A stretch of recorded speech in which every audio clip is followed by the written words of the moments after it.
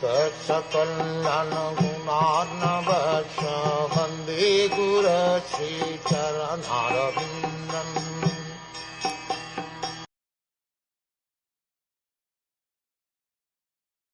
My dear Lord, at the end of each millennium, the Supreme Personality of Godhead, Garbhodakshai Vishnu, dissolves everything manifested within the universe into his belly. He lies down on the lap of Sheshanaga. From his navel sprouts a golden lotus flower on a stem, and on that lotus Lord Brahma is created. I can understand that you are the same Supreme Godhead. I therefore offer my respectful obeisances unto you. Dhruv Maharaj's understanding of the Supreme Personality of Godhead is complete. In the Vedas it is said, Yasmin Vijay Sarvam Evam Vinatam Bhavati.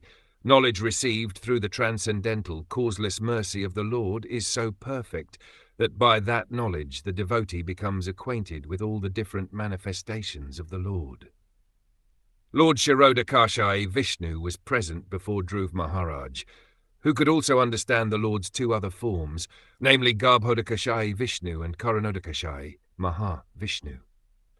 Regarding Mahavishnu, it is stated in the Brahm Samhita, at the end of each and every millennium, when all the material worlds are dissolved, everything enters the body of Garbhodakashai Vishnu, who is lying on the lap of Sheshanaga, another form of the Lord.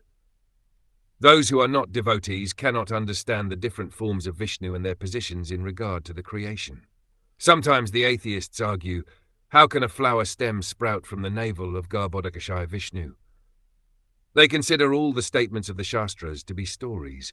As a result of their inexperience in the absolute truth and their reluctance to accept authority, they become more and more atheistic.